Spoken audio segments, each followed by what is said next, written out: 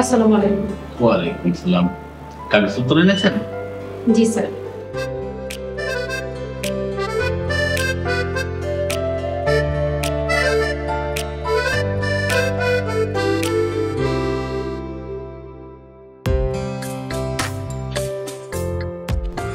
Very impressive.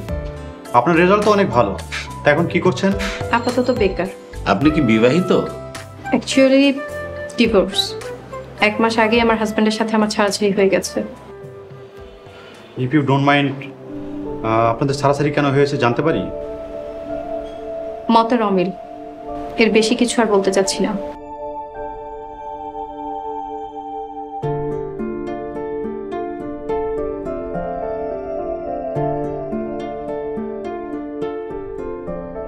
Miss শাহজাদি, এই জবটাতে আপনাকে আমরা অফার করছি, কিন্তু একটা শর্ত। কি শর্ত স্যার? আমাদের অফিসের একটা ড্রেস কোড আছে, আপনাকে ওয়েস্টার্ন করতে হবে। এই অফিসে বোরকা এবং হিজাব পরা চলবে না। আপনি কি রাজি আছেন?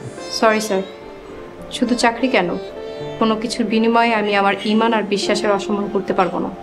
বেতন মাসে 60,000 টাকা, 6 মাস পর ইনক্রিমেন্ট, বছরে 4টা বোনাস, অ্যাকোমোডেশন, ট্রান্সপোর্ট সবই পাবে। দেখুন, আপনি শিক্ষিত এবং সুন্দরী।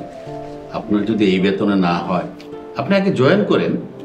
আমরা আপনার স্যালারি ব্যাপারে, আপডেট করার ব্যাপারে আমরা হায়ার অথরিটির সাথে কথা বলবো। ধন্যবাদ স্যার। আল্লাহ আপনাকে ভালো রাখবে। আসসালামু আলাইকুম। ওয়ালাইকুম আসসালাম।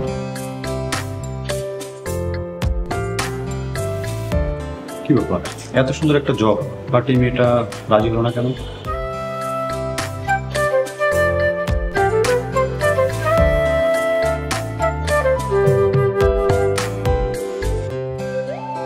কি ব্যাপার ভাবি, আপনাকে এমন দেখাচ্ছি কেন? কেমন দুর্বল ক্লান্ত ভাবি? আপনি কি অসুস্থ? আলহামদুলিল্লাহ ভাবি, আমি ভালো আছি। ভাবি, কোনো দরকার ছিল নাকি এমনি গল্প করতে এসেছেন? আপনার বাসায় আসলে তো আপনি চা নাস্তা খেতে দেন, সেই লোভেই আসছি। ভাবি যে কি রসিকতা করেন না। ভাবি, ক্ষুধা পেটে থাকলে মানুষ বোধহয় বেহায়া নির্লজ্জ হয়ে যায়। আমিও একটু নির্লজ্জ হয়ে গিয়েছি। গত 2 দিন যাবৎ আমি পানি ছাড়া কিছুই খাইনি। ভাবি, আপনি কি আমাকে কিছু খেতে দিতে পারবেন? কি বলতেছেন ভাবি এসব? আপনি বসেন, আমি আপনার জন্য খাবার নিয়ে আসি। বসেন ভাবি।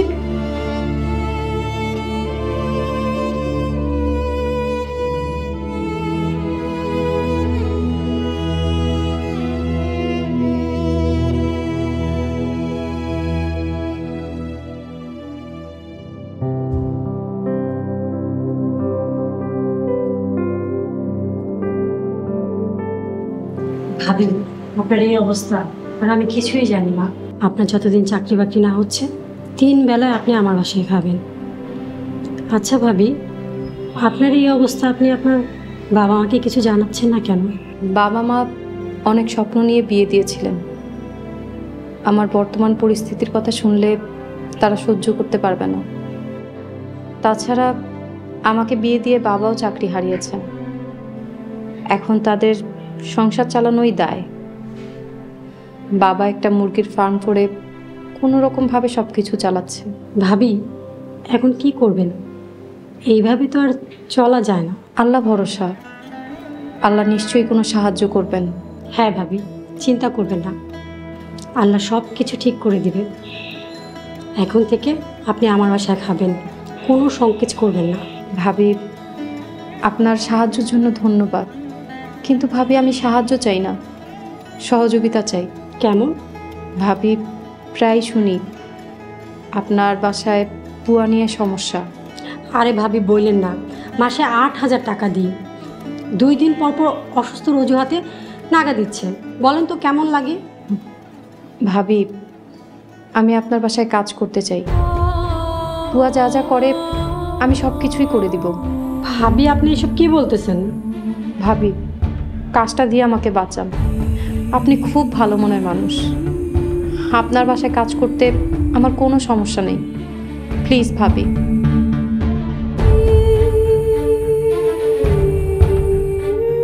রেস্টুরেন্টের ঠান্ডা বাতাস রেখে তোমার এখানে এসে বসতে মন চাই? আমার প্রকৃতি খুবই ভালো লাগে, তাছাড়া এসির ওই আর্টিফিশিয়াল ঠান্ডা বাতাসের চেয়ে এই খোলা আকাশের নিচের বাতাস আমার অনেক পছন্দ, অনেক ভালো লাগে। তাহলে আমরা হানিমুনে সুইজারল্যান্ড যাব। বান্দরবন যাওয়া যেতে পারে। কোথায় সুইজারল্যান্ড আর কোথায় বান্দরবন? কোথায় আগরতলা আর কয় খাটের তলা? তুমি কখনো বান্দরবন গিয়েছিলে? না, যাইনি, আর যাওয়ার ইচ্ছাও নেই। আসসালামু আলাইকুম স্যার, কিছু সাহায্য দেন। এই বেটা, 10 টাকার জন্য এখানে পরিবেশটা নষ্ট করে দিলেন, জানতে এখান থেকে। দেখছি কি নাম আপনার? মফিজি। এই বাচ্চাটাকে ছেলে।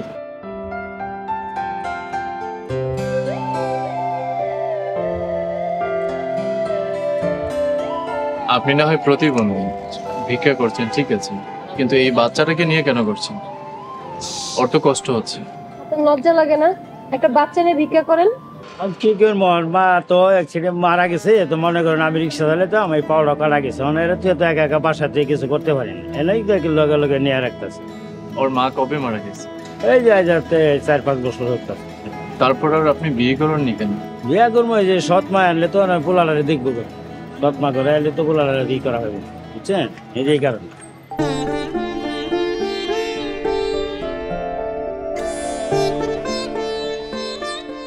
এগুলো সব বানানো গল্প, মানুষের সিম্পেথি পাওয়ার জন্য এগুলো করে।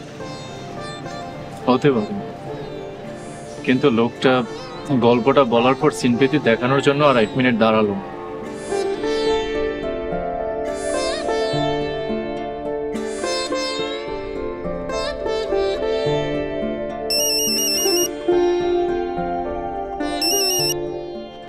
আসসালামু আলাইকুম আব্বা, কেমন আছেন? ওয়ালাইকুম আসসালাম মা, তুই কেমন আছস? রবিন বাবাজি কেমন আছে? ভালো আছে আব্বা। কি করতেছস মা? আব্বা পড়তাছি। পড়তেছস মানে কি মাস্টার্সের লিগে প্রস্তুতি নিছস? রবিন বাবাজি অনুমতি দিছে? আব্বা আমি বিসিএস দিমু, আল্লাহ যদি তাকদিরে রাখে সরকারি চাকরি করব, দেশের সেবা করব। কিন্তু জামাই বাবাজির আপত্তি নাই তো? আব্বা ওনার অনুমতি আছে কি নাই জিজ্ঞেস করি নাই। শাহজাদি, আগে জামাইয়ের অনুমতি নে, জামাই যদি অনুমতি না দেয় তাইলে চাকরি বাকরির দরকার নেই। আব্বা আমার প্রস্তুতি ভালো, একবার চেষ্টা করে দেখি। তোরে কি কইলাম, কথা বুঝস নাই? বুঝছি আব্বা, আমি আইজি ওনার অনুমতি নিব। ঠিক আছে মারে, তোর মায়ের অবস্থা খুব একটা ভালো না, মাঝে মাঝে শরীর খারাপ করে, তুই পারলে একটু আইসা দেখা যাইস। আব্বা ওনার তো সময় নাই, যদি সম্ভব হয় ওনার অনুমতি নিয়ে একদিন বাড়িতে আমনি। ঠিক আছে, আমি তাহলে এখন রাখি, দিনকাল অনেক ব্যস্ত যাইতাছে। এইবারে 1000 মুরগি উঠাইছি, দোয়া করিস আমগুলিকা। দোয়া করি আব্বা, আল্লাহ যেন বরকত দেন। আব্বা আপনি আর আম্মা আমার জন্য দোয়া করেন। আল্লাহ ভরসা, তোর লেগে সব সময় দোয়া করি, আল্লাহ যেন তোরে সব সময় সুখে রাখে, শান্তিতে রাখে। ফি আমানিল্লাহ। আসসালামু আলাইকুম আব্বা, রাখি। ওয়ালাইকুম আসসালাম।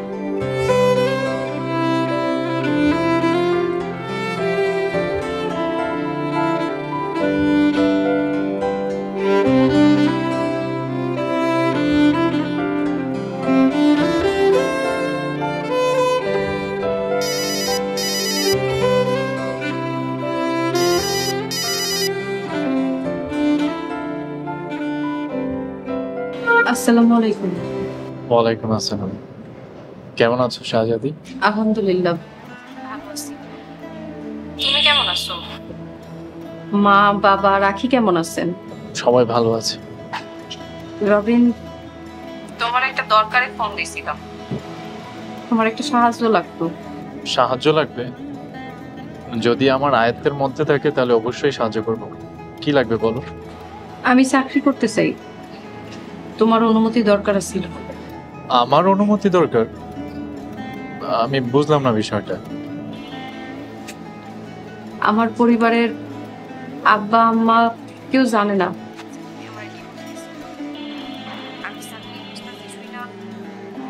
আব্বা কইলো তোমার অনুমতি নিয়ে যেন চাকরি করি।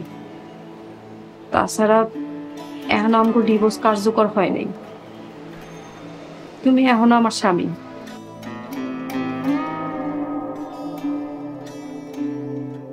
কি হইল, চুপ হয়ে আসো যে? অনুমতি দিবা না? দোয়া করি তোমার চাকরিটা যেন হয়, তুমি যেন স্বাবলম্বী হও, প্রতিষ্ঠিত হও। উফ, বাসাইলা, ধন্যবাদ। আমার জন্য দোয়া কইরো, আল্লাহ যেন চাকরিটা আমারে পাইয়ে দেন। অবশ্যই দোয়া করি। শাহজাদি, তোমার কি টাকা পয়সা কিছু লাগবে? কি খাচ্ছো, কিভাবে আছো কিছুই তো জানি না। আচ্ছা, আজকে বিকালে বাসায় আছো? বাসায় আসা লাগবো না, আমার যদি টাকার দরকার হয় আমি জানাবনি। আসসালামু আলাইকুম। রাখি।